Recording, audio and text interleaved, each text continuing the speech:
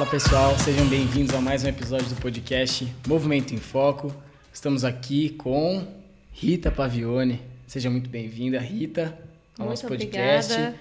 Em que falaremos sobre enurese infantil. É isso aí. E estamos aqui com Cássio e Franco. Vamos começar brindando, aí eu já faço as apresentações da Rita. Eu posso começar, na verdade, apresentando enquanto o Franco tá aí sofrendo com a abertura do vinho. Vamos ver se... Será que tem um barulho bonito aqui? Ó? Vamos ver. Ih, não tem. A cerveja é melhor, né? Pra gravação... Teve sim. Foi bom.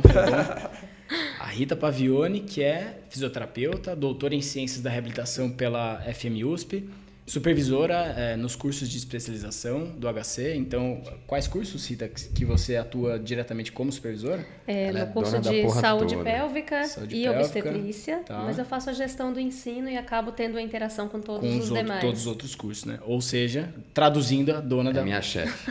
Chefe do Cássio. Vive me dando esporro. A chefe da porra toda. Resolvo os problemas dele só. Demais. Nossa, se não fosse a Ritinha, Deus me livre. E concluiu recentemente. Eu lembro que a gente tava gravando quando o Cássio falou, você ouviu, acho que o episódio. O Cássio falou, inclusive hoje a Rita concluiu o doutorado. A gente tava gravando com o Malcolm, não era? Com o Malcolm. Acho que era. Foi no dia 16 de março. Malcolm e com a Cris, foi isso mesmo. A gente concluiu tava falando doutorado. De escola, né? De corpo na escola. Exatamente. E aí, enfim, o seu doutorado foi sobre enurese noturna. Isso. E pessoa mais especialista que isso na área, difícil. Então a gente vai conversar sobre o assunto com alguém muito gabaritada. E acho que, Rita, primeira vez no episódio, de novo, seja bem-vinda. Vamos brindar. Muito Agora obrigada. Vamos brindar. Olha que barulho. Bateu em todos aí? Bateu. Se não bateu, bati de novo. O som da taça é bonito. É bonito. Chique a escolha ali da taça. Então, feito o brinde, seja bem-vinda. Antes da gente dar o start no assunto, sua primeira vez aqui, a gente sempre faz questão de saber um pouco da trajetória de quem está passando por aqui. A gente já teve assuntos relacionados à saúde pélvica, que a Ana, que está aqui, participou. Vai rolar spoiler hoje? Vai rolar. Então, não sei, mais não pra sei frente. em que momento, mas de qual dos spoilers? Do que envolve Rita, Ana. Entendi. Esse vai rolar. Ao vivaço. Ao vivaço. Quando a gente for dar o spoiler, a Ana vem e dá o spoiler junto com a Rita. Isso, Justo, né? Justo. A gente faz o cortezinho. Sim. Beleza? Fechou. E então a gente quer saber um pouco da sua trajetória, assim, da onde... Primeiro, né, a gente gosta de voltar bastante. Então, da onde veio a físio? Lá no início. E Isso onde foi veio Rita proposital. Pavione? Isso foi proposital. Rita, conta pra gente onde você nasceu. Eu nasci em Curral de Dentro, Minas Gerais. Pronto. Tem curral de fora? Olha, Rafa, eu acho que tem. Deve eu ter, acho que né? tem, sim. Em Minas tem muitas cidades assim com nomes diferentes. Tem vários currais lá. De fora eu não sei, mas de dentro tem. E eu sou de lá. E as pessoas de lá, às vezes, elas falam que são de outras cidades da Redondeza. Mas desde que eu tô aqui, eu falo de onde eu sou. Isso é verdade. É um orgulho. Quem Sou nasce de em Curral de Dentro é? Ó, se tiver alguém de lá, já... Nossa. Curral Dentrense. Caramba. Curral Dentrense. Podia ser curralense. Mas tinha que ter o dentro aí, Dentrense. Eu fiquei muito curioso pra ver onde que é isso no Maps aqui. Não, dá referência pra gente É quase de outras Bahia. cidades. Ali que tem. Salinas, Terra da Cachaça, na Redondeza, Taiobeiras, Montes Claros, que é um grande centro no norte de Minas também. Teoflotone, Patinga. Não é tão próximo, mas tá ali, né? Próximo ali da... Valadares é perto? Não é tão uns 300 quilômetros, mas tá na Redondeza, assim. A família da minha mãe é de Ipatinga. Então, a única referência que eu tenho. Mas ainda é longe, assim. É só uma referência mesmo do polo, assim. É um grande Entendi. polo. Mas Curral de Dentro... É quase Bahia, fica a 60 quilômetros. E agora de Curral de Dentro pro mundo... O mundo, literalmente. Ó, já que estamos nisso, de Curral de Dentro foi pra onde? Pra China, apresentar trabalho em congresso? Isso, Bélgica, Praga, Estados Unidos, Acho que ninguém de Curral de Dentro rodou o mundo igual a Rita. Panamá. Olha só. Pois é. Então, falando em trajetória, eu estava conversando com o Franco no dia que ele me convidou, e eu até estava falando assim, a gente vai falar só desse assunto ou dá para falar algumas pérolas do meio do caminho, né? Mas eu vim para São Paulo, nem imaginava que eu ia fazer faculdade naquele momento, né? Vim em 2005, fiquei um ano sem fazer faculdade. Veio, Rita. Oi? Eu sei dessa história também. Na verdade... Isso foi antes. Eu participei desse reality. Fez a seletiva do Ruge? Fiz a seletiva do Ruge. Mas isso foi bem antes de me mudar para cá. Isso foi, sei lá, 1999, eu acho.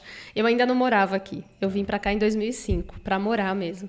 Mas participei dessa seletiva aí. Tinha esse sonho também, de ser cantora. Então, eu vim em 2005, fiquei um ano sem fazer faculdade, sem trabalhar, nem imaginava, porque eu também eu sou educadora infantil, então lá eu já tinha trabalhado, inclusive, com educação infantil, tinha essa formação, e queria mudar de área, queria ir para um outro cenário. Então, fiquei um ano sem estudar, só trabalhava. Depois, no ano seguinte, eu consegui uma bolsa do ProUni e fui fazer fisioterapia. Mas nem imaginava o que ia acontecer depois. E terminei a faculdade trabalhando, estudando, mas terminei a faculdade querendo fazer neuroped. Eu saí de lá com essa única certeza, queria fazer neuroped, estudei só para esse processo seletivo e reprovei. Não tinha nenhuma outra carta na manga, então falei, vou fazer essa especialização, comprei o livro, falei, vou passar. Não passei. Então, quando eu entrei no HC, nem foi de propósito, assim, nem entrei na área pélvica, porque eu entrei lá no Google, na época já tinha Google, olha, faz tanto tempo, mas já tinha. E o único processo seletivo aberto naquela época do ano, que era janeiro, era no HC. Caramba. Lembra um pouco a história do Fábio, que o Fábio chegou a se matricular no Rio de Janeiro e de repente veio para São Paulo e a vida tomou Foi do nada, tomou outro rumo. Foi Imagina exatamente. o Fabião no Rio de Janeiro agora. No fundão lá. Não, nem combina muito, né? Nem combina muito. Aquele mundo paralelo, né? Total. Como que seria? Pois é.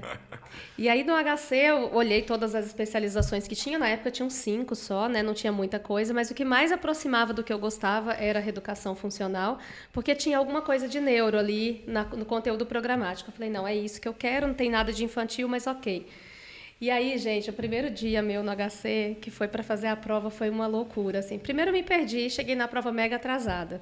Segundo, que eu fui fazer a entrevista, era em outro prédio, no ambulatório, e fiquei horas esperando o entrevistador. O entrevistador chegou atrasado, suado, de bermuda e camiseta. Quem era? Cássio Siqueira.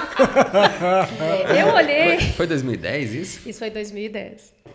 Cara, isso foi o primeiro ano de Care Club, que na época não chamava Care Club, era Running Care. E aí eu marquei um paciente para 7 da manhã no Ibira, o cara atrasou e me ferrou. Aí eu saí do Ibira atrasado, correndo, cheguei... Eu não sei se foi correndo de bicicleta, mas ele chegou em maus lençóis. Não, tava de carro, mas deixei o carro no estacionamento e voei pro hospital. E tava com roupa da Care, tava de short, tava de camisetinha da Running Care na época. Isso. Aí quando... Você é da mesma gente turma na recepção... da Daisy? Da mesma época? época? A Daisy é de 2012. Eu já fui supervisora no meu ano 2 com a Daisy, já depois. Então, quando chegou lá, essa pessoa suada entrou. Eu falei, deve ser um paciente, alguém. Aí, de repente, a pessoa aparece na porta e chama meu nome. Aí eu, caramba, será que... E aí era o entrevistador. E eu lá toda séria, formal, Nossa, né? Véio. Só que, de certa forma, eu olhei para aquilo e falei assim, as pessoas aqui, né? Tem uma coisa diferente. Eu acho que eu tô me achando aqui nesse lugar. E não era só o Cássio mesmo. Na verdade, tinha mais gente assim, mas o Cássio era peculiar. E aí ele fez uma entrevista séria, porém, né, dessa forma, fez umas brincadeiras até. Escorrendo. Ele conhecia a minha orientadora de TCC na época, então ele interagiu bastante comigo. Mas assim, caí no HC por acaso, fiz reeducação, me apaixonei assim, porque assim, primeiro que eu caí no mundo perdida também, né? Eu venho de uma universidade particular, então o embasamento que era requerido no HC, eu não tinha daquela forma. Então, eu tive que lutar um monte. Assim, o Fábio foi meu supervisor na época. Acho que me ajudou horrores assim, a entrar um pouco no ritmo. E, quando eu terminei, eu queria ser trainee, né, de qualquer forma. Assim, eu queria ser preceptora, que era o nome que a gente dava na época. Acabei sendo selecionada para a preceptoria também. E aí foi aí que eu caí na URO também, porque também não foi uma coisa proposital, já que eu fiz reeducação funcional. Éramos em 4 trainees naquele ano, cada uma pegou um ambulatório, né, bonitonas lá. Eu quero a neuro, eu quero envelhecimento, eu quero não sei o quê. Sobrou da URO. Naquele ano, o curso de saúde da mulher tinha sido descontinuado e a gente tinha URO na reeducação e na geronto. Então, olharam para minha cara e falaram, e aí, esse aí, você acha que dá? Tal. Eu tinha feito 3 meses de estágio naquele ambulatório, mas eu queria tanto ficar que eu nem pestanejei. Falei, não, eu vou estudar, vai dar tudo certo. E estudei mesmo. Peguei os livros lá e comi os livros e não lembro como foi meu primeiro ano, mas não deve ter sido muito bom. E foi aí que começou. E aí outra situação que, coincidência ou não, né, que aconteceu foi de... Como eu era a única supervisora nessa área, um dia a professora Clarice tinha uma reunião com a nefropediatria e ela passou por ali e falou assim, quem é que fica na URO? Eu estou indo numa reunião, será que dá para a pessoa ir comigo? Aí me chamaram, aí eu falei, sou eu. Fui toda tímida, ela nem sabia quem eu era, tipo, me olhou, né? E aí, aquela levantadinha de sobrancelha. Exatamente. Aí, vamos lá. E saí correndo atrás dela para ir na reunião. E a reunião era de um projeto com enurese, de uma médica do Instituto da Criança. E aí, quando eu ouvi aquilo, eu falei, não, gente, peraí. Tem alguma coisa aqui conspirando a meu favor. Assim, eu sempre quis trabalhar com criança. Já sou educadora infantil, gosto dessa área. Estou trabalhando agora com aluno, que é uma coisa que eu já gosto. Aí cai essa história aí. E aí eu saí de lá encantada, porque era um projeto muito bonito, assim, né, com enurese. E aí eu fiquei ali pensando se eu falava com a professora ali ou não. Marquei com ela no outro dia e perguntei se tinha alguém que iria fazer aquele projeto. E eu não tinha nem ideia ainda se eu queria seguir nessa área de mestrado, doutorado, mas eu tinha certeza de uma coisa, assim, eu olhava para algumas pessoas de lá e eu falava, nossa, eu quero ser como fulano, assim, o Fábio era uma dessas pessoas na minha... O Fábio era uma grande referência, o Cássio outra, a Carol Carmo. Eu falei, acho que eu quero ser como essas pessoas, né? Então, eu falei, tem alguém que vai trocar esse projeto? Ela falou assim, não tem ninguém. Por quê? Eu falei, porque se não tiver ninguém e a senhora achar que eu tenho capacidade, eu posso tentar. Aí ela falou assim, então pronto, mas eu não sei nada dessa área, assim, não é minha área de atuação direta, então você tem que tocar. Tudo bem? Eu falei, tudo bem. E aí as histórias que vieram depois, as pérolas no meio do caminho foram inúmeras. E tô lá desde essa época. Passei por vários vínculos no HC, né? Uhum. Fui trainee, fui prestadora de serviço, fui contratada depois, fui supervisora de estágio, depois fui para a gestão do ambulatório, depois agora estou na gestão do ensino e construindo algumas histórias aí engraçadas também. E aí acabei que nesse processo, né, nesse projeto grande, eu entrei como pesquisadora também e foi aí que surgiu o meu mestrado, onde eu avaliei as crianças, né, do ponto de vista motor, assim, equilíbrio, postura. Corri atrás do Cássio e do Fábio para me ajudar a entender os dados, na época era uma loucura também. E aí depois continuei na mesma linha de pesquisa e fiz o doutorado também nessa mesma área. Que legal. A Rita, a gente tem que chamar ela aqui outro dia para falar disso. A Rita tem uma história estoica. Ela saiu de curral de dentro, chegou realmente no HC com algumas deficiências de teoria, de inglês, né? A gente vai ler artigo para fazer mestrado, doutorado, é tudo em inglês, precisa passar na prova do inglês para fazer a pós. E ela nunca teve medo do desafio, né? Tipo, precisar de alguém para URO. Pode ser eu. Vamos lá. Não, eu não queria ser dispensada. Aí, projeto, a professora nem conhece, vamos lá. Putz, professora, eu posso tocar esse projeto? E foi muito pioneira nessa área de enurese e o trabalho dela, a gente vai falar sobre ele aqui ao longo do episódio, é muito inovador, é muito pioneiro a nível mundial. O negócio realmente é sério. E a Rita, então, tem uma história de sucesso, de muito sucesso, que foi batalhada desde o começo, né? Então, eu acho que, num outro momento, acho que vale a gente falar sobre isso, assim, como superar todos os desafios para conquistar. Olha, é engraçado que eu estava pensando nisso hoje, assim, sobre essa história de desafio mesmo, né? Agora tá baixo demais. E aí o Cássio falando de superação, de desafio e tudo, eu pensei assim, eu falei, nossa, se me pedirem para falar da trajetória, eu vou falar e tem uma coisa que eu mesma me assusto às vezes. Tem algumas coisas que aconteceram comigo nessa trajetória, porque o HC me transformou muito, assim, em vários sentidos, né? Não só profissionalmente. Mas eu acho que eu sempre, morando lá em Curral de Dentro, eu já sonhava com coisas que eu pensava, nossa, a minha realidade não comporta esse sonho. E tinha coisas que eu não sonhava porque eu nem sabia que existia. E aí eu acho que eu alcancei coisas, assim, profissionalmente falando, que eu nem conseguia sonhar. É uma coisa meio doida mesmo. Tipo, fiquei pensando em tudo isso. Você sabia o que era doutorado? Imagina. Nem imaginava. Eu aprendi no HC, vendo as pessoas lá. Então, aí quando eu fiquei pensando até no nome, assim, Movimento em Foco, eu falei, nossa, isso tudo é muito movimento, assim, né?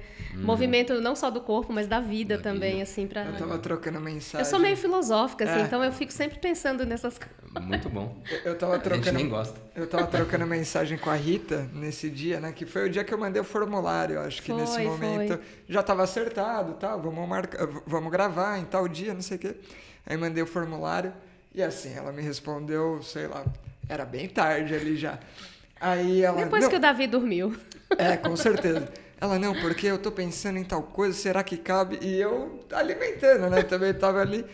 E, pô, certeza que tava passando um filme na cabeça dela, muito sabe? Filme. E eu tava falando, acho que foi com você nesse dia que eu falei, que para muitos convidados fala, cara, foi a primeira vez que eu parei para pensar na minha trajetória de carreira. E foi o primeiro momento que eu fui vendo o quanto que as coisas foram mudando, o quanto que foi evoluindo e é bem nítido, assim. Nossa, eu sempre vejo os episódios de vocês e vocês pedem para falar isso, aí eu fiquei pensando, caramba, como é que eu vou contar? O que eu tenho para falar? Tanta coisa, e tanta coisa engraçada até no meio do caminho, Cada né? carcada da professora, né?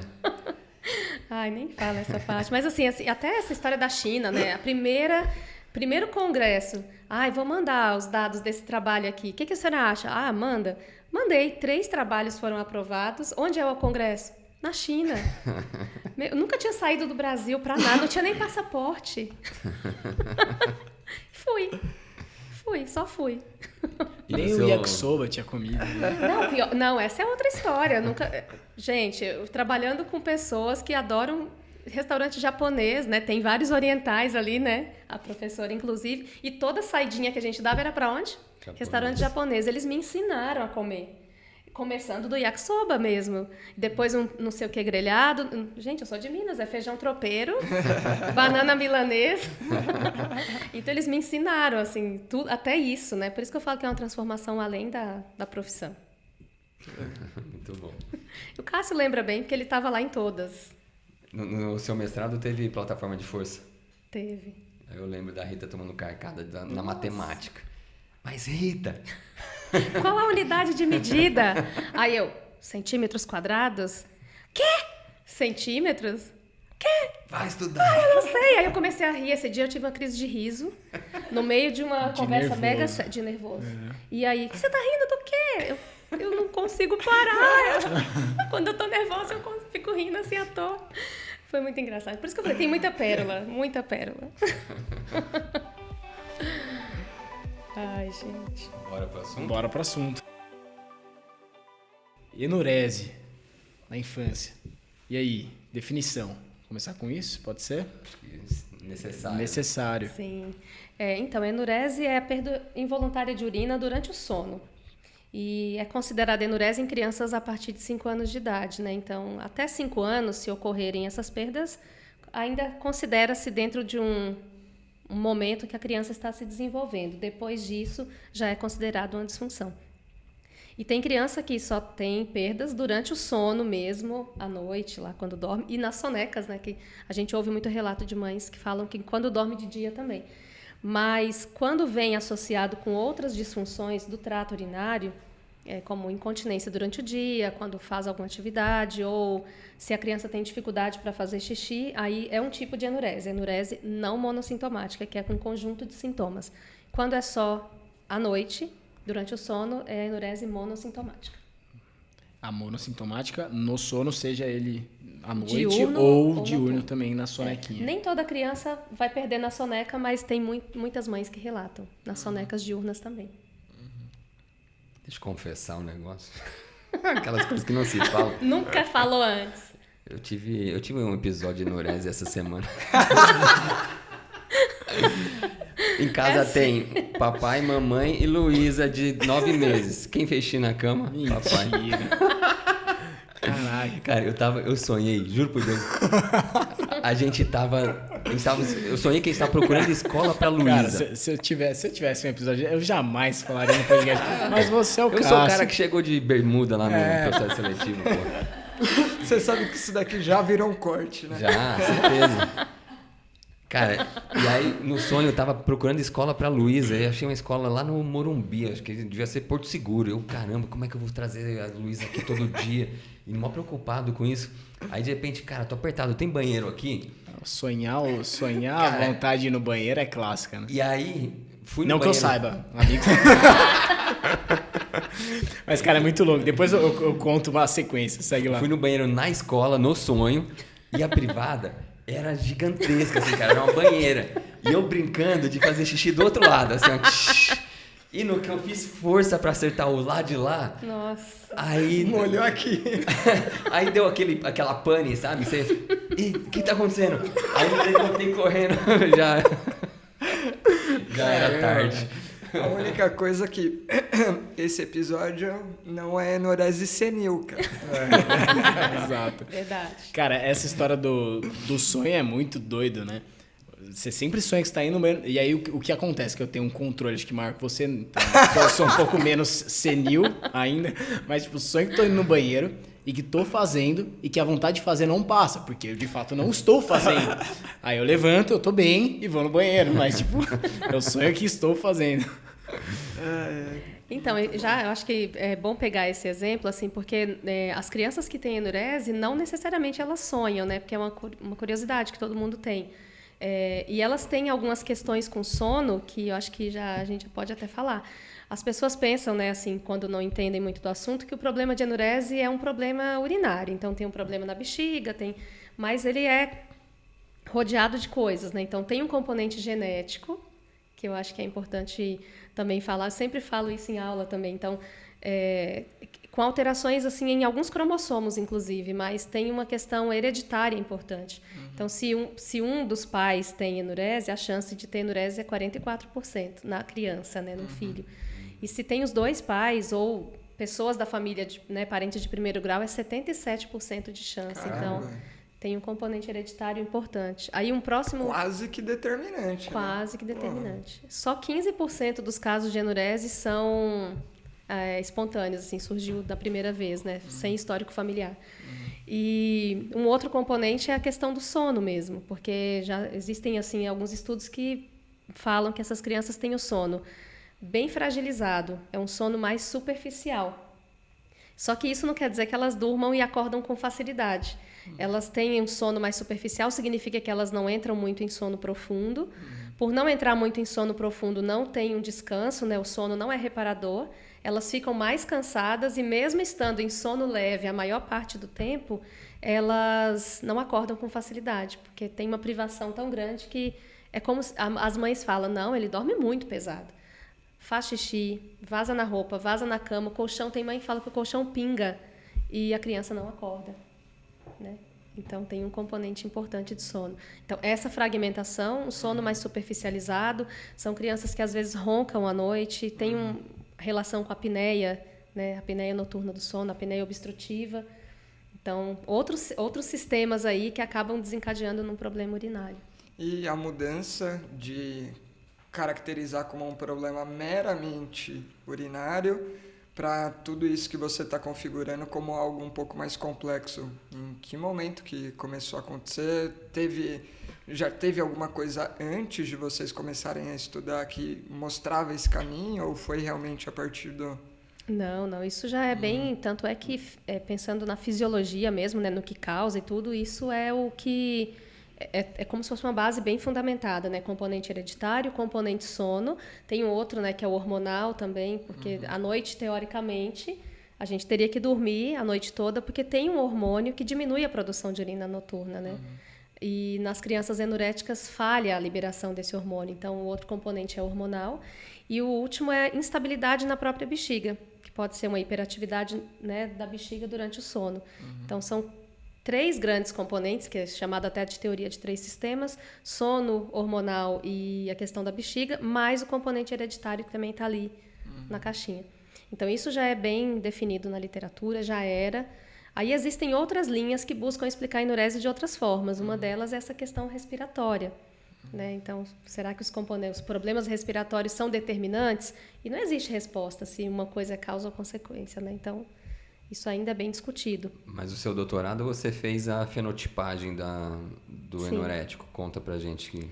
Então, aí, no mestrado eu avaliei as condições motoras e no doutorado eu fiz a fenotipagem, que é levantar na literatura todas as situações que acontecem nos enuréticos para montar um mapa mesmo e criar um sistema de pontuação em que, quando a gente, né, estiver diante de uma criança para avaliar, a gente consiga saber qual é o fenótipo mais importante naquela criança. Então, sono, questões motoras, problemas respiratórios, questão genética, questão hormonal, metabólica, né? E aí dá para a gente enxergar melhor. Nessa criança, talvez o melhor tratamento seja esse.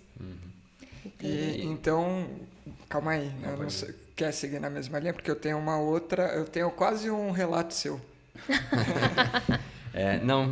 Então eu ia perguntar na mesma linha. Porque tinha história dessas crianças serem estabanadas, de cair, de ter dificuldade no esporte, de dificuldade de leitura e aprendizagem na escola, não tem... Tem sim. Então, tem uma outra via, né, de tentativa de explicação, é a via de desenvolvimento mesmo, maturação da criança. Então, observa-se em vários aspectos que parece que a criança tem um comportamento inferior àquilo que a idade dela exigiria, e um deles é o motor. Então, essas crianças, elas apresentam incoordenação. O estudo nosso mostrou alteração de equilíbrio, do alinhamento postural mesmo, da pelve um pouco mais inclinada para frente. Traz muito uma postura de criança mais nova, né? Se a gente estivesse olhando para a idade motora mesmo, né? E na literatura tem outros estudos mostrando incoordenação, dificuldade com o movimento fino, com habilidades mais grossas mesmo, né? Habilidade motora grossa, tipo salto, pular, próprio equilíbrio em um pé só, coisas assim. Então tá, o Cássio fez o relato dele da enurese senil, eu vou fazer o meu relato do enorético infantil. Ebrioso. Não. Não, infantil. Eu falei pra Ana, ela não acreditou, eu fui uma criança enorética. Olha só. Então, hoje em dia eu sei que o nome é esse, antes eu só era um mijão. Falta você, Rafa. Só falta o Rafa agora. Eu tenho história, mas até uma São dúvida. pontuais. Mas vai lá. Não, mas se for levantar aí um checklist, eu queria ter a curiosidade de em quantos que eu iria cravando assim, porque, bom, a enurese noturna, né? Você falou da postura, cara, minha postura... Usou até bota, né? Usei botinha ortopédica lá, mas acho que isso também era meio basal, né? Era o padrão. Todo mundo usava, mas... Puta, um moleque de pé plano, chato, mais chato que o Rafa. Isso eu tô falando do pé, não da pessoa. E aí, antiversão, barriguinha, né? Pra frente. Pescocinho lá, respirador oral, né? Vivia com problema respiratório, principalmente amidalite, coisa do tipo. E era meio descoordenado, assim, quando era mais novo, assim. Aí depois foi melhorando e eu atribuo muito dessa melhora à entrada do futebol na minha vida, que foi ali com uns 6 anos de idade, aí começou a mudar. Então, faria um checklist aí. Enquanto você fosse citando coisas, acho que eu ia... Sono, você lembra, Franco, na infância? Cara, não, do sono não me lembro, né? Não me lembro de ter nenhum problema do tipo. O que eu tinha também, que a gente comentou no episódio com o Malcolm, é muita dificuldade de caligrafia. Né? Destreza manual. Destreza manual. Tipo, apesar de desenhar e pintar muito bem, eu sempre fiz isso muito bem, mas na hora de escrever com letra cursiva, minha letra mudava, tipo, de semana para semana, eu não conseguia acertar uma forma, e, puta, caderno de caligrafia pra caramba, até que desistir, literalmente. Né? Mas acho que, puta, enquanto você for citando coisa, eu vou falando Eu acho que ele sim, ia eu ter acho. vários fenótipos, assim, bem caracterizados, né? Talvez o motor fosse um deles e o respiratório, né? Legal. Então, sobre o respiratório tem estudos. Antes era a apneia, né? Tinha bastante coisa com apneia, relacionando sono, apneia com a enurese. Agora já existem alguns estudos mostrando que também os riníticos, os alérgicos gerais, assim, e asma também, são estudos mais recentes que apareceram agora mostrando a relação. E tem uma coisa que eu não falei, a parte comportamental também, né? Então, tem muita associação com algumas alterações do neurodesenvolvimento, como TDAH, transtorno desafiador opositivo, que é aquela criança mais desafiadora. Ixi, né? acho, check. O autismo e outras coisas, né, dessa linha. O TDAH, bastante, assim. E aí, Rafa, qual a sua história? Não, é uma história Vai, tranquila. fala. Eu me recordo muito bem de uma história, sei lá, eu devia ter uns 8, 10 anos, assim. Fui viajar com meu pai, com minhas irmãs, a gente foi pra... Acho que deve ter sido Monte Verde, assim, frio, não sei o quê. Aí no chalé, fogueira acesa, aí eu lembro... Já estou essa história? Que o fogo... Não brinca com fogo que vai fazer xixi na cama. Isso é aqui. isso. Não, eu Nossa. lembro que, Eu ouvi isso a meu pai vida falou, não toda. vai dormir na frente da fogueira aí, vai fazer xixi na cama. Meu pai mandou uma dessa, assim, sei lá, apareceu, assim, fazia muitos anos, acho que não tinha feito xixi na cama e tal. Aí, sei lá, não sei, não dá pra saber se foi uma sugestão que, Foi uma sugestão, que aconteceu aqui. Fato é que acordei molhadaço, assim. Mas foi só esse episódio. Assim, mas antes eu lembro de ter feito já xixi na cama, mas era pontual, não era frequente não, assim. Aí eu lembro que essa vez foi uma que veio meio depois de um bom tempo sem ter feito, assim. E mas você já era mais que 5 anos, já tinha mais... Já. Entendi. Casos pontuais não são considerados enurese. Você tem que, para caracterizar, você tem que ter pelo menos uma perda na recorrência. semana durante 3 meses Fica para... tranquilo, Cássio. O do Cássio não está caracterizado assim, né? Então, um episódio isolado não é considerado enurese. Tá, mas e a fogueira nessa história? Então, é isso que eu ia falar, porque assim, a bexiga ela tem mecanorreceptores, né? Então ela tem receptores, são sensores que interpretam fenômenos físicos. Então interpreta estiramento, interpreta a temperatura. E é mais comum a gente ouvir, né, Ana, quando se relaciona ao frio, porque então gera vasoconstrição e também a bexiga fica um pouco mais, né? E aí qualquer volume a mais.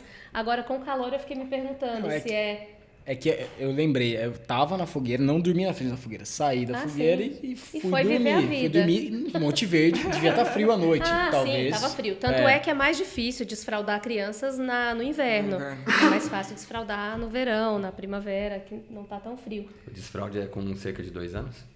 Então, o desfraude, a criança ela começa a ter... chegar a informação para ela, né, de que a bexiga está cheia, a partir dos 9 meses, que é quando aquela área, dos 9 meses até 1 ano e meio, que a área piramidal relacionada a isso começa a ser mielinizada. Então, começa a chegar a informação lá em cima, ela começa a interpretar. Então, entre 9 meses e 1 ano e meio, a criança já pode ir recebendo informações. Que seja, por exemplo, te ver fazendo xixi. Não precisa você pedir para ela tirar a fralda, né? Mas já pode levar junto no banheiro, porque ela vai começar a interpretar essas informações. Cara, isso é muito legal, porque eu reparei, sei lá, já faz um mês, que antes a Luísa escolhia a hora de tirar a fralda para fazer o xixi. Sim. Tipo, era na troca que ela mijava no trocador. O Davi tá nessa fase. Agora, já faz um mês que nunca mais isso aconteceu, assim, assim, dá pra ver claramente que ela tem controle de esfíncter, ela só não sabe socialmente onde que é o lugar certo pra fazer, exato. mas ela controla o esfíncter. Então, é a partir dos 9 meses mesmo que começa a receber informação. Tanto é que entre 9 meses e 1 ano é um momento que a criança às vezes começa a se incomodar com a fralda. Porque tem uma sensação que vem daquela região e ela não sabe interpretar bem ainda, mas ela já sabe que tem alguma coisa estranha. Eu notei no Davi, ele tá com 8, mas eu notei que agora ele se incomoda quando eu vou lavar a região. Porque antes eu lavava e ele nem notava, continuava vivendo a vida lá. Agora ele já nota, então já tá diferente a percepção, né? Faz isso há mais ou menos um mês que a Luísa começou a botar a mão. Então, exato, é a mesma coisa. Trocar a fralda tá chato agora. Então, e aí começa a querer tirar. Então, daqui a pouco, quando ela tiver um pouco mais de consciência, ela começa a querer tirar. E aí vai até 1 ano e meio. E aí, Tanto é que existem vários marcadores, né, para saber se é o momento de começar a desfraldar ou não. Um deles é a criança mostrar interesse pelo banheiro. Então, se ela vai com você, se ela fica ali querendo saber o que está rolando, é um dos pontos para os pais começarem a pensar em desfraude, né? Mas é um processo. Isso é uma coisa que eu acho que é importantíssimo falar. Desfraude não é assim, então a Rita falou que com 9 meses já começa a chegar a informação, então vou tirar a fralda. Eu já ouvi esse relato. Como é que foi o desfraude? Foi tranquilo. Como é que foi? Um dia eu fui lá e tirei, porque eu percebi que ele tinha a mesma idade do colega e o colega já não usava mais, eu tirei, nunca mais pus. Então, isso é processo. É ir olhando os marcos mesmo, assim, o interesse, saber se a criança já tem capacidade de tirar a roupa e vestir, porque também é uma coisa importante para ela ter essa independência, se ela alcança o vaso, se você adaptou para ela ou não. Se ela já consegue ter um intervalo prolongado entre, né, as micções. Tem vários indicadores aí. Rita, o que é uma idade máxima que vocês pegam no ambulatório?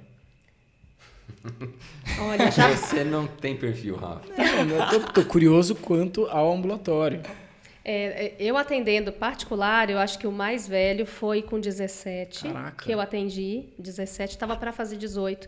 Tanto é que a premiação que a família queria dar era um carro muito... Um carro importado. Caramba, velho, que coisa, história louca, né? E lá é meio incompatível, né? E no ambulatório do HC a gente Ganhou pega mais por quê? velho. Porque eu parei de mijar na cama. Porque passou no vestibular? Não. E no ambulatório do HC a gente já pega até um pouco mais velho, que são alguns que ficam sendo acompanhados ali pelo Instituto da Criança até certa idade, transitam para o ambulatório da urologia adulto mesmo, mas ainda tem algumas características de imaturidade. Então, o máximo que eu peguei no HC foi 21, mas eu soube recente que tinha bastante adulto jovem, assim, que eram pessoas que vinham desses ambulatórios já sendo acompanhadas e continuavam ali, sabe? E sem nenhum problema ao longo do dia, só pontualmente associado ao sono. Exato. Esses que eu estou contando era exatamente isso. Mas aí quando você vai procurar outras coisas, você acaba achando, às vezes não é problema urinário, mas você acha uma constipação desde muito cedo, você acha essas questões de coordenação já na idade mais adulta, aí você acha as questões comportamentais e do neurodesenvolvimento também, e outras coisas mais, né? É que uma boa investigação nesse caso te dá mais cenário, assim, para entender o que está acontecendo ali, né?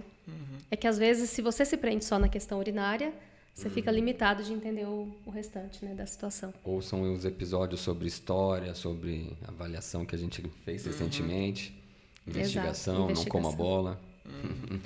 E, não sei o quanto que a gente já está chegando nisso, mas... já estou afim e curioso de entender tratamentos propostos e o que muda com o que a gente está conversando aqui, principalmente, né, com as novidades aí do seu mestrado, doutorados, as novas coisas que vêm em consciência. Tendências, né? O que ficou claro, pelo menos até então, é que existem associações de outros comportamentos, não só a questão da perda à noite, que tem que ser investigado e tem que ver para cada caso o que pesa mais na história, né? Exato. Então o tratamento vai depender muito disso. Vai. Porque assim, sabe como que foi o meu tratamento na época? Essa é uma história muito boa. Sabe? Com certeza foi. Eu já ouvi muitas histórias, Franco. Conta as suas aí. Eu vou contar uma delas. Eu falei, a família da minha mãe é de Ipatinga, Caratinga, né? Então... que veio? Ritual. Rituais, tem, né? Já ouvi bastante. Aí eu tive que... uma fitinha de... Não, do bom fim. Eu vou contar Esse é um dos que a gente ouve. Eu vou contar eu tive que comer uma refeição inteira em uma pá embaixo da cama. Era tipo uma, sei lá, como que fala? Feitiçaria, sei lá. Em uma pá, mas assim, pá... Uma pá de pegar terra, né? Embaixo da cama. Qual que é a lógica disso? Tem evidência. Eu já Cara, eu só sei que eu comi, mas eu ri. Aí eu falava, jura que precisa disso? Eu já ouvi, por exemplo, tem que tomar chá de rabo de lagartixa, coisas desse tipo. Assim, não, é sério mesmo. Coitada da lagartixa, né, gente? Tadinha. O rabo nasce de novo. Mas machuca, coitada. Mas isso foi uma coisa até que na defesa do meu doutorado a gente falou bastante, assim, por mais que tenha todo esse cenário, e isso já está na literatura, né? A gente conseguiu colocar um pouquinho a mais ali, o né? rabo de lagartixa tá na... Colocamos tá um na pouco literatura. a mais, que foi falar da parte motora, que outras pessoas já tinham visto também, mas por mais que exista todo esse cenário, esse arsenal, esses fenótipos todos, o tratamento evoluiu muito pouco nos últimos 30 anos, assim. Então, existem algumas opções de tratamento e vai depender do tipo de enurese. Então, por isso que eu comentei que existe a mono, que é só durante o sono, e a não mono.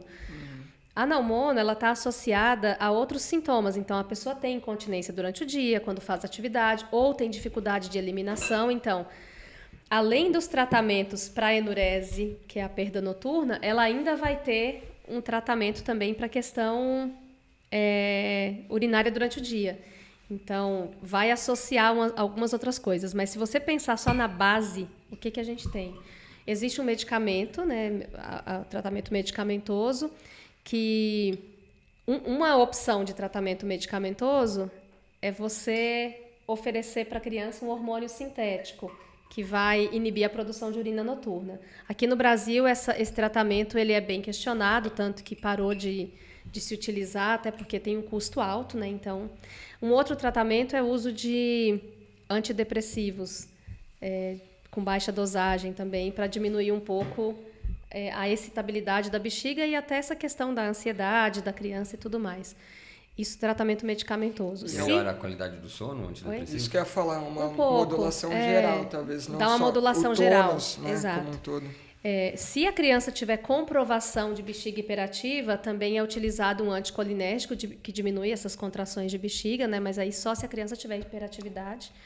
E existem outras linhas, então uma delas é o tratamento com alarme noturno, que é um sensor de umidade que vai na roupa íntima. Quando molha, ele desperta, é um despertador. Então, ele precisa iniciar. Então, após esse início, ele já desperta e as crianças acordam e com o uso contínuo, né, por um determinado período de tempo, isso é feito em casa, chega-se à conclusão de que vai condicionando a criança a acordar antes, ao iniciar a micção. E isso vai gerar um aprendizado que vai fazer com que chegue uma hora que ela não acorda mais e também não perde mais. Né? Interessante, hein?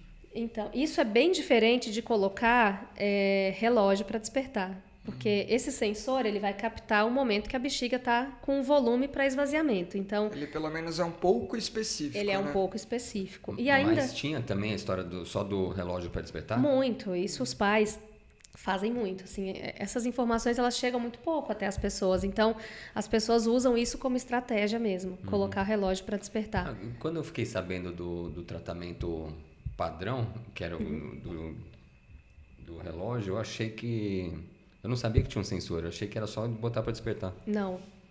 O alarme noturno ele tem um sensor de umidade. Tá? Tem um tapetinho, que é um modelo mais antigo, e hoje em dia tem um sensorzinho mesmo, que coloca bem próximo da região genital mesmo. Então, ele pelo menos ele reconhece o momento que a bexiga está cheia e queria esvaziar. Então, pega um momento específico. Só que com todos esses aprendizados, né, de que a criança tem alteração de sono, então...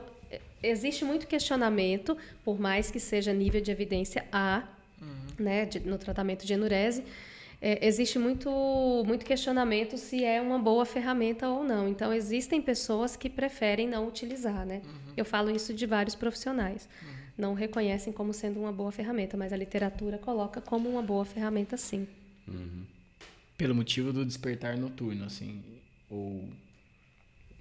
Isso que eu queria entender. O motivo porque uma hora a criança aprende a não fazer mais xixi. Ela vai condicionar.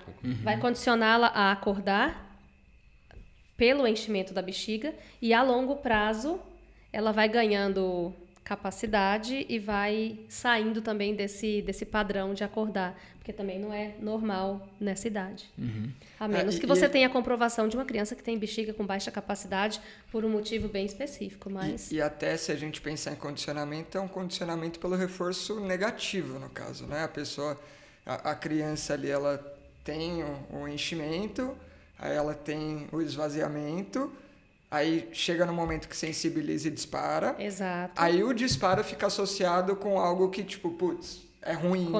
Comecei. Aí na próxima aquilo fica emparelhado, ou seja, eu tive um disparo tardio e o estímulo inicial que eu consigo captar é o enchimento vesical. Detectei que chegou parecido, opa, já deixa eu despertar antes. E aí cada vez, né, você vai acontecendo isso seriadamente. Na próxima encheu, o próximo ponto vai ser despertar, eu tenho que acordar. Já deixa eu acordar aqui que pelo menos não mole, pelo menos eu não ouço esse alarme chato. Isso. Né? E aí tem uma questão no meio disso tudo, que é muitas crianças, né?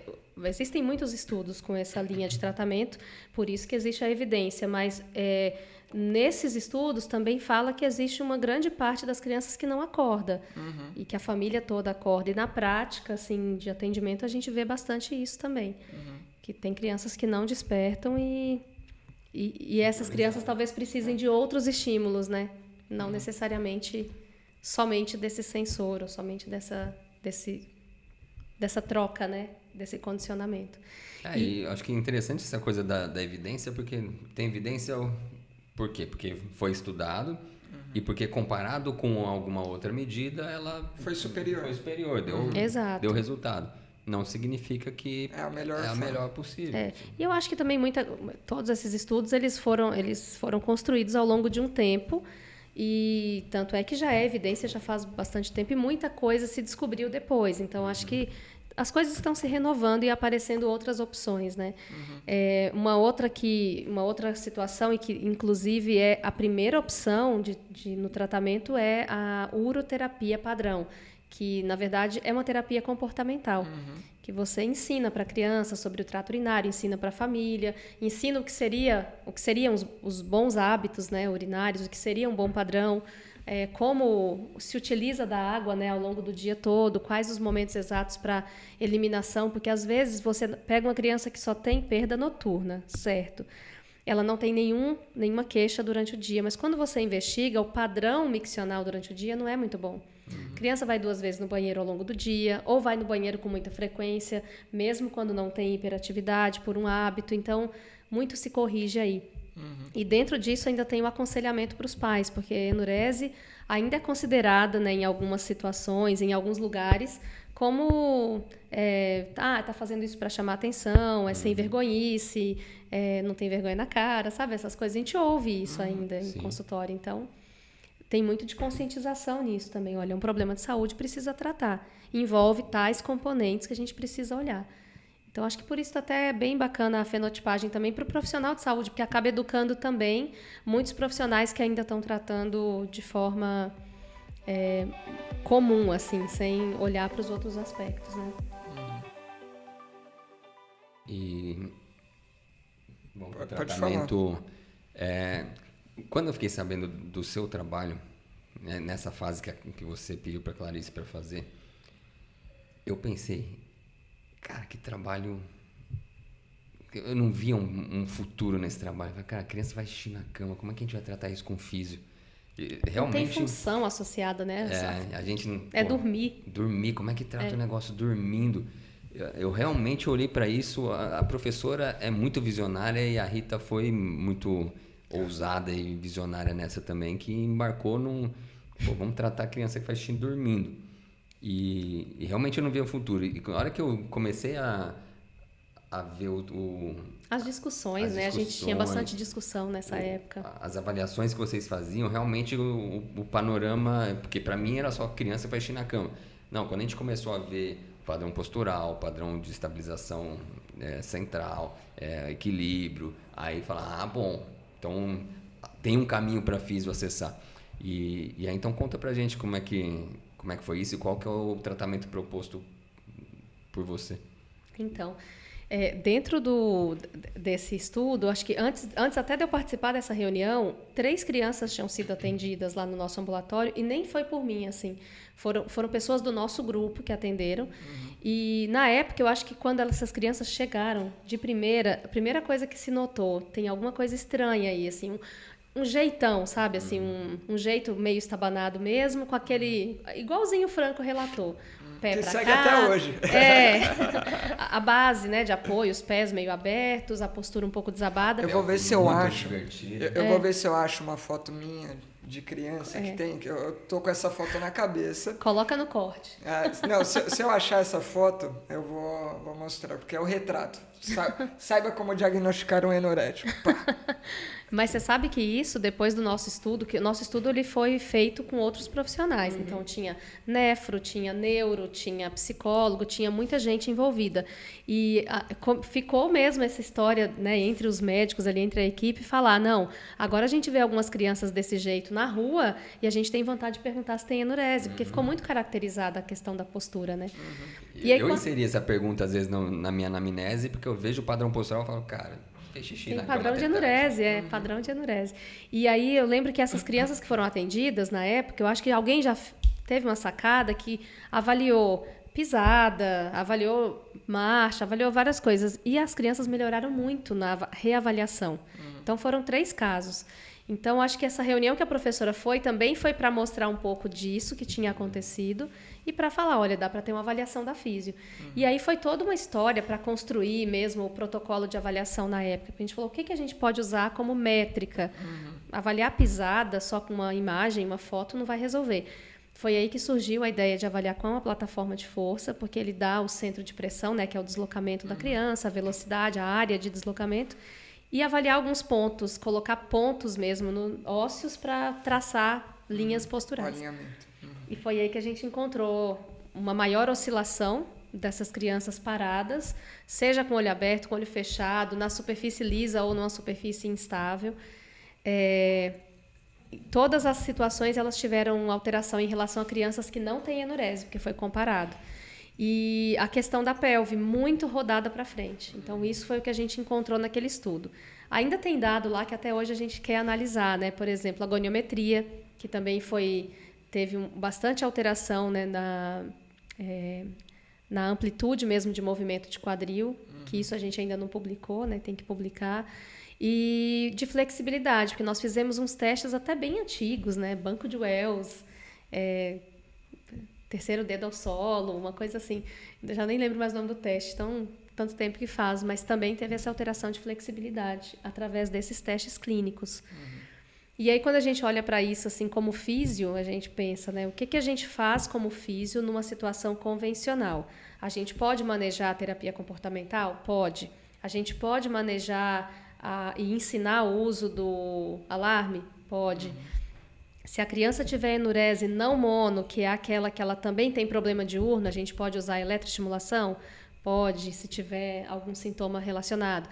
A gente pode usar o biofeedback para ensinar a contrair, relaxar a musculatura da forma correta? Pode. O que mais a gente pode fazer, né? A gente pode intervir nesse mapeamento do corpo como um todo. Então, trabalhar o esquema corporal, trabalhar a própria coordenação motora, porque tem muita coisa de destreza manual, trabalhar com o equilíbrio, com a postura, no alinhamento, oferecer para essa criança tudo que ela precisa para ela conseguir ficar mais próximo possível da idade cronológica dela, a idade motora e a idade cronológica pareadas, né? Porque o que a gente percebe é que tem essa imaturidade. Então, bastante estabilidade central. Bastante estabilidade central. E bastante estabilidade central com coordenação nas atividades, né? Então dá para associar bastante coisa. Sabe uma coisa que eu acho legal? O Cássio, quando eu estava falando lá, a primeira vez que viu o trabalho, que não viu o potencial, o quanto que realmente, né? Quando a gente tem o contato, fala, pô, é um sintoma noturno, né?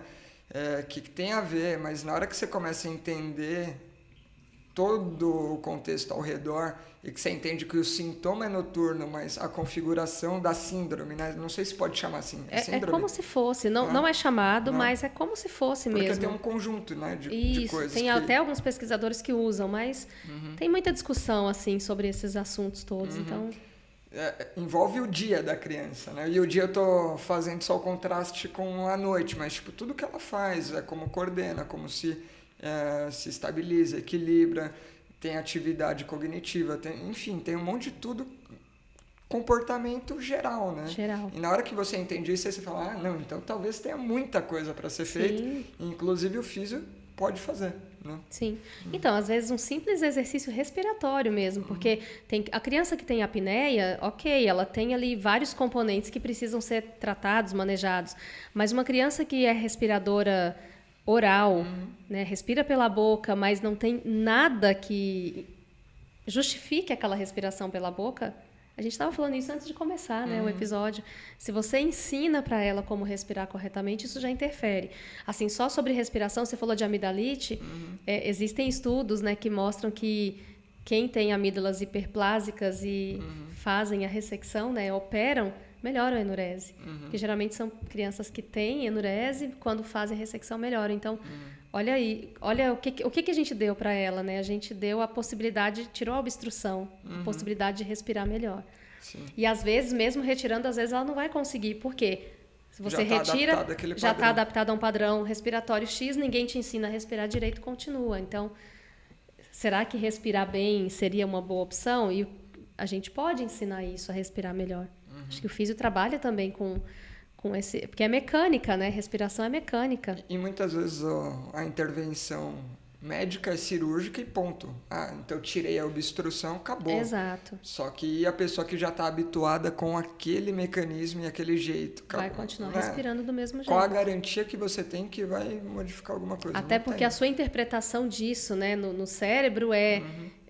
Você já retirou, né? E tem os estudos, né, com... mamoplastia, né, Cássio? O seu mapeamento continua interpretando que você tem a obstrução se você não retreina, né?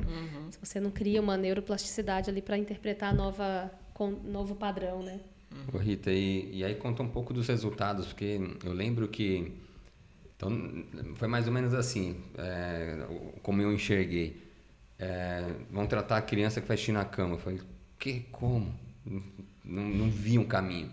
Aí, quando a gente começou a discutir os casos, eu vi as crianças com esse padrão postural. Falei, então existe um caminho, um acesso para a gente. Porque era realmente um desalinhamento de pelve muito grande, um abdômen muito mal recrutado, transverso inexistente, aquele barrigão para frente. Mecânica respiratória bem ruim, né? Tanto pelo posicionamento de cabeça quanto pelo posicionamento de tórax em cima do tronco mesmo. Exato. Aquela extensão lombar, o tórax tendendo a ser um pouco estreito, anteroposterior, e todo o desequilíbrio que vem desse alinhamento corporal e tal. E aí eu vi um caminho, a gente tem bastante o que fazer por essa criança, mas ainda assim eu não conseguia fazer um link direto, mas isso aí vai fazer parar de fazer xixi, e a hora que veio os diários miccionais foi um negócio meio espantoso, né? Isso. Então a gente começou, né, desde essa época mesmo, né, naquela época, começamos a ter bastante resultado positivo, assim, com a intervenção, com a estimulação neuromotora, com o trabalho, né, do esquema corporal, da estabilidade central, e já chamou bastante a atenção do grupo naquela época. Então criou-se uma nova linha mesmo. E quando eu escrevi o doutorado, na verdade, eu escrevi uma proposta, um protocolo de tratamento. O que aconteceu com isso, no final das contas, é que a gente viu que era necessário ainda sedimentar mais qual que seria o papel, em que pedaço daquele, porque são tantas situações, e a gente começou a se perguntar, será que só tratando também essas questões motoras eu já vou intervir de forma a zerar tudo isso? Vamos entender um pouco mais. Foi aí que a gente levantou toda a literatura para fazer a fenotipagem. A gente sentiu a necessidade de dar um passo atrás. Porque eu já estava defendendo ali que a parte motora era importante. Mas espera aí, tem outras coisas. Será que eu vou conseguir sozinha? A gente poderia estar fadado também ao fracasso de querer tratar sozinho algo que tem tantos componentes. Então, a gente sentiu a necessidade de mostrar de uma forma gráfica, eu diria, porque a literatura é recheada dessas informações. O que a gente fez, na verdade, foi criar uma representação gráfica para isso e categorizar, né, através da literatura. E talvez isso seja educativo mesmo, tanto para os profissionais quanto para as famílias, né, das crianças. Em relação a isso que o Cássio trouxe, eu estava até me perguntando exatamente isso. Ele não viu uma ponta final ali de qual que é aquele desfecho que eu quero, que é a melhora na enurese. Ainda assim, eu tenho muito a fazer da parte de controle aqui. Como que isso vai gerar uma alteração lá no final? no fim das contas, vocês acabaram vendo a necessidade de puxar na literatura, ver o que mais seria interessante de representar aí, em termos de comportamento dessa população, mas da parte de controle, qual que é a hipótese aí de relação, né, das questões posturais, etc., com, de fato, a enurese? Ótima pergunta. Muito bom. Eu acho que, assim como qualquer outra informação, né, do corpo, né, seja motora ou o que for, a fisiologia mesmo da micção normal, ela tem várias áreas, né, de controle. Assim. Existe o controle mais involuntário mesmo na medula, que são os reflexos e tudo, mas existem áreas do sistema central. Então, tem uma área no tronco encefálico que controla toda essa ligação de cima e embaixo, mas existem as áreas corticais, que é as áreas de controle voluntário mesmo da micção, que é onde existem as áreas de reconhecimento de que a bexiga está cheia, existe a área de reconhecimento da sensação, né, de bexiga cheia, e aí, a partir disso, você tem que tomar decisões. Córtex pré-frontal, córtex frontal que faz todo o planejamento se eu vou fazer xixi ou não. Mas o que acontece? São vias e são regiões, né, do sistema central que também se relaciona com o controle do corpo, que se relaciona com controle de tronco, com recrutamento da musculatura e tudo mais. Então, uma questão de maturação mesmo. Maturação. Assim. Então, se essas áreas elas são responsáveis pelo controle da micção geral, mas elas também são responsáveis por outras funções cognitivas, são quase motoras. Como se fossem dois sintomas paralelos de um problema de maturação. Exato. São vias comuns. Então, se afeta uma, tem grande chance de afetar a outra também, né? E o físio, ele trabalha aqui no periférico, né, no músculo, etc., no corpo como um todo, mas você está embutindo informação mesmo, sensorial, que a gente acredita, né, pela neuroplasticidade, que vai gerar uma integração toda lá em cima e remapear isso, trazer outro cenário depois. E aí acaba que o nosso tratamento da parte motora vai acabar impactando também na questão miccional. E vice-versa, né? Porque a gente acaba ensinando também sobre a parte miccional. Padrão urinário, né? Ô, Rita, mas se o doutorado você ia fazer um estudo clínico de intervenção, aí mudaram e fizeram esse mapeamento, mas experiência clínica mesmo, assim, o que você tem de resultado para falar? As crianças param de fazer xixi na cama?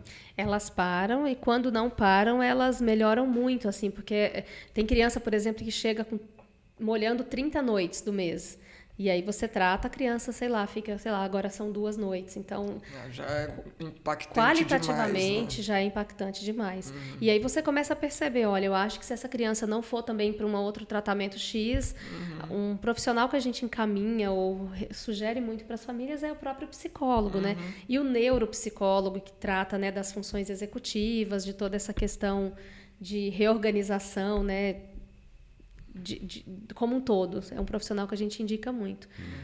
E eu sempre falo que eu não gosto de atender, eu não gosto de ser o primeiro profissional a atender essa criança, né? Todo mundo defende muito o fisioterapeuta de primeira linha, assim. Eu acho que essas crianças precisam ser investigadas antes também por um profissional, porque às vezes parece só uma enurese monossintomática, clássica, mas é uma criança que tem lá uma duplicidade de uretério, é uma criança que tem uma alteração renal, e aí a gente deixa passar despercebido, porque pode acontecer também. Nunca foi investigado, né? Às vezes. Então, já que a gente falou muito do episódio, não muito hoje, mas em vários momentos a gente fala da importância da avaliação. Esse é um paciente, né?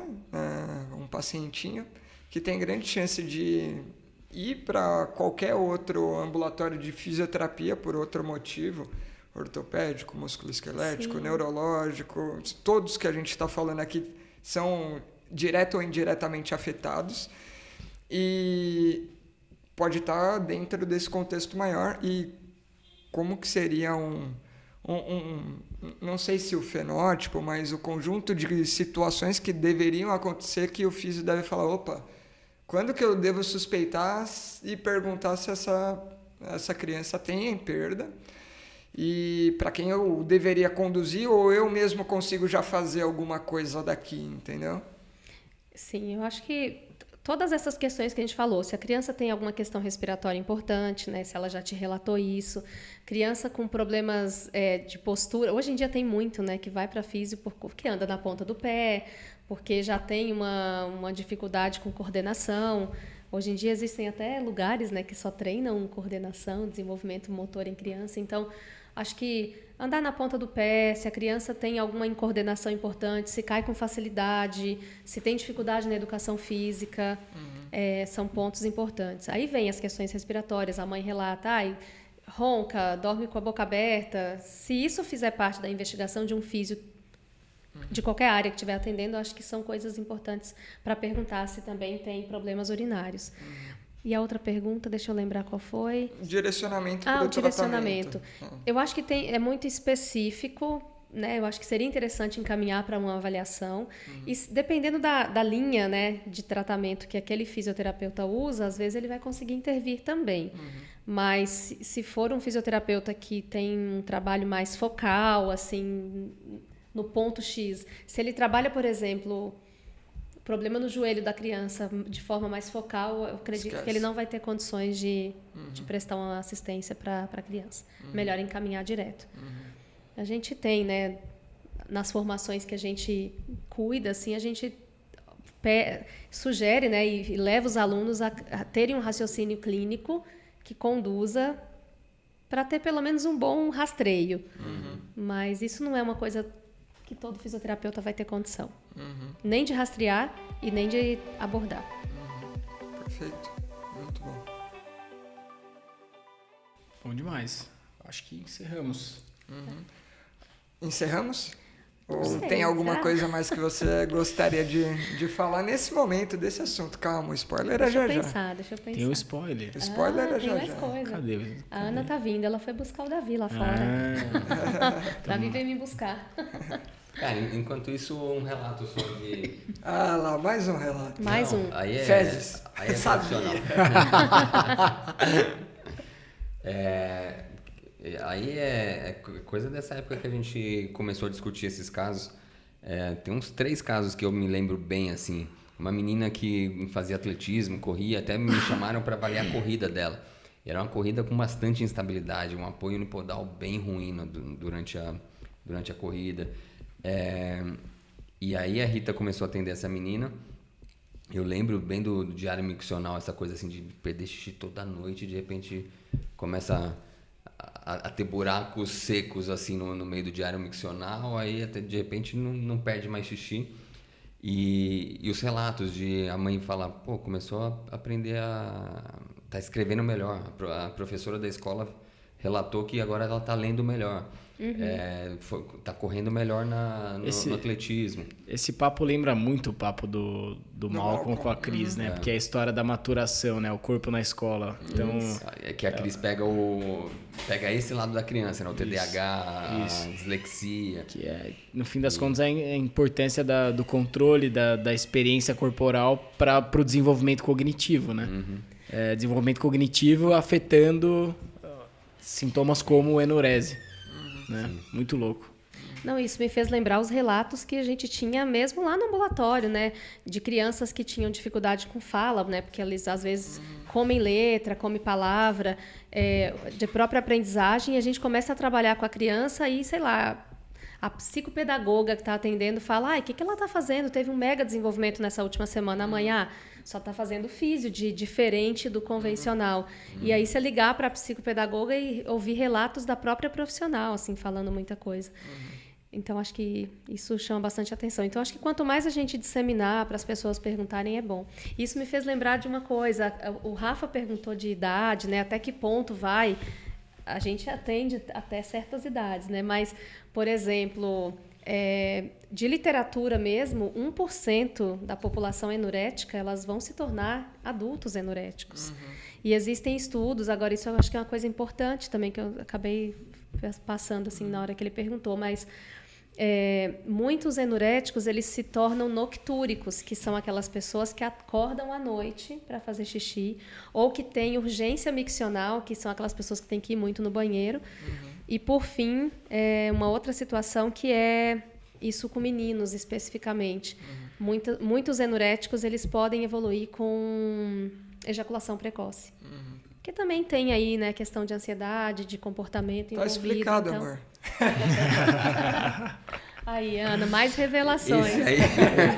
Esse aí foi mais vergonhoso que o seu. Foi, cara. Mas já foi também. Só que o corte é seu. Não, isso aí vale um corte. O corte é seu. Não, o corte é seu. Não, mas você vale esse também, vale esse. Eu acho que antes do spoiler, só uma possível sugestão de estudo.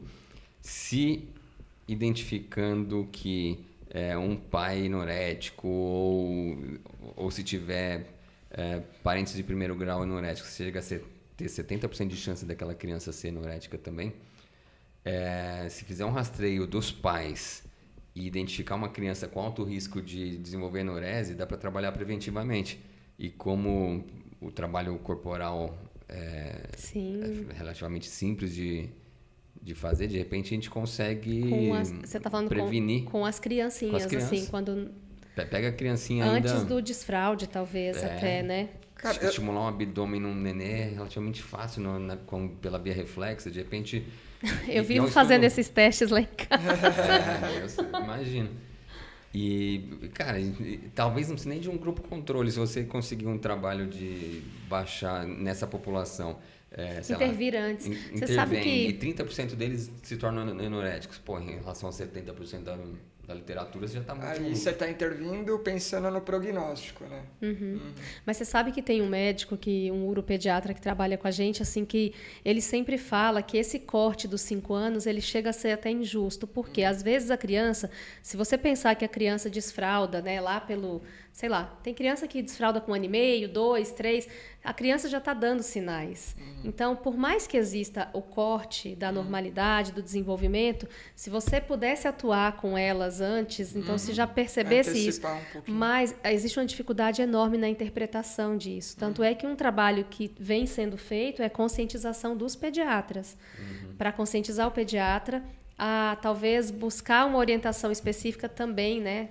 Antes, porque o pediatra ele sempre adota essa questão do, não é uma regra, tá, gente, mas de que vai passar, vai melhorar, com a maturidade ele vai melhorando, tenha paciência, e eu acho que é uma coisa até meio correta, né, pelo que a literatura traz, mas existe esse movimento aí de tentar orientar, buscar um pouco antes para evitar, para prevenir, né?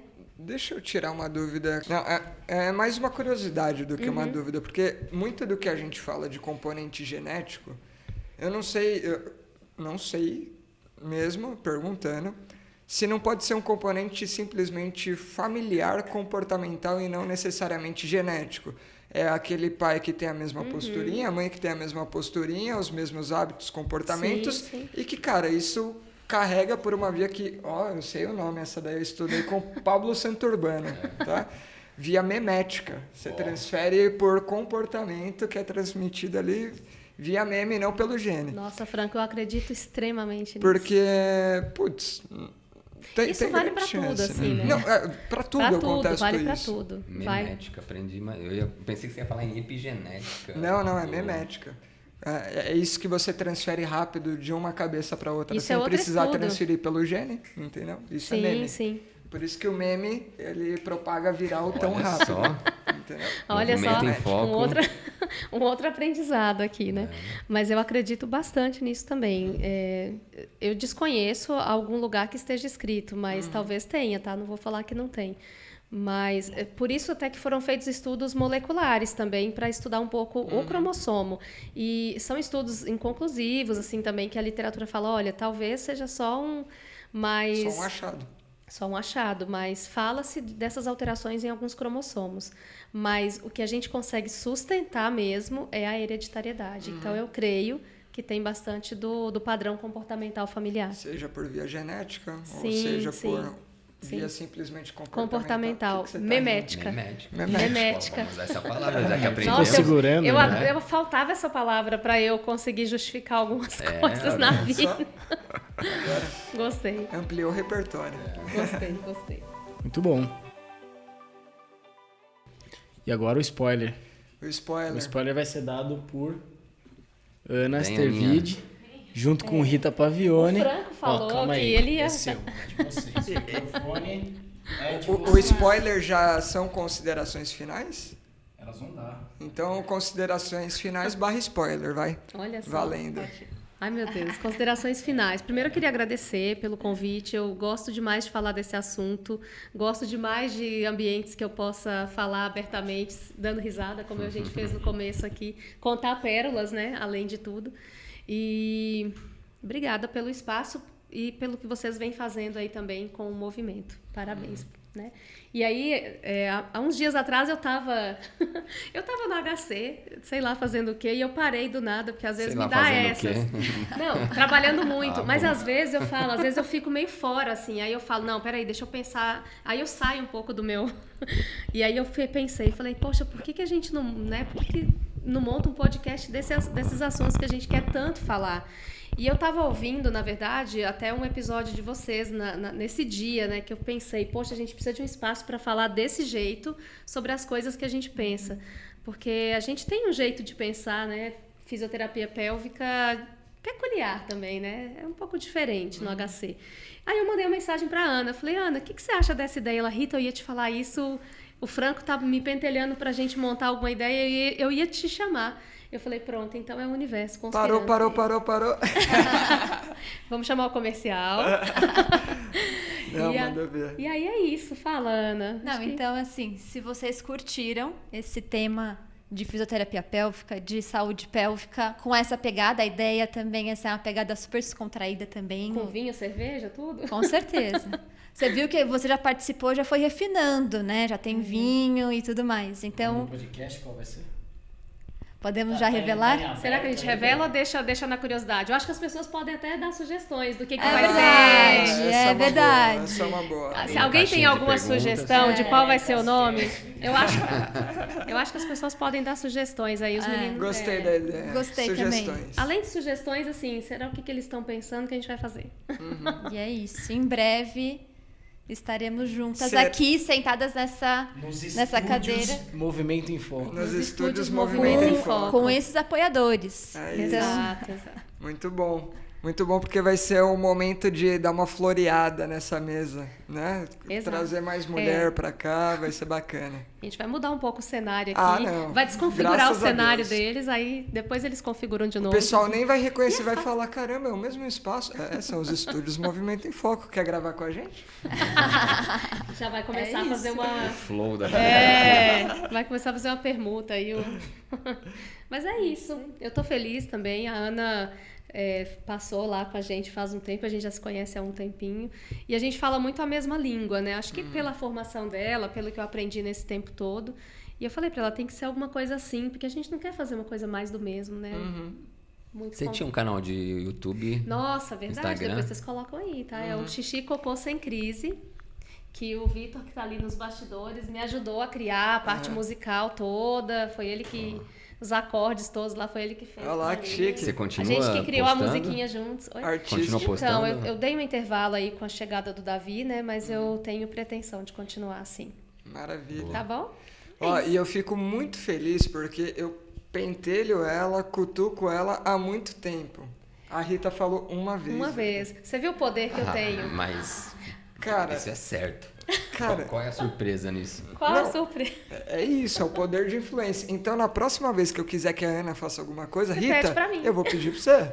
Não, e a Ana, gente, assim, putz, nem fala, assim, porque tudo que a gente já tentou fazer junto até agora deu muito certo, assim, Aí, tá aulas vendo? e tudo mais. Tá E essa sucesso. participação dela no estágio que eu supervisionava na época também foi incrível, os resultados com os pacientes. Então vai dar muito certo, eu sei Já que vai. deu. Com Muito bom. certeza. Duas craques. Boa. Tomara que dê tudo certo. Vai dar. Fechado, gente. muito obrigado, Obrigada, Rita. viu, gente? Obrigadão. Obrigada mesmo. Feito o spoiler. Muito bom. Pra quem acompanhou até agora, muito obrigado. Não, não encerra. Não? E a gente não fez um jabá hoje. Como que a gente vai sustentar isso daqui?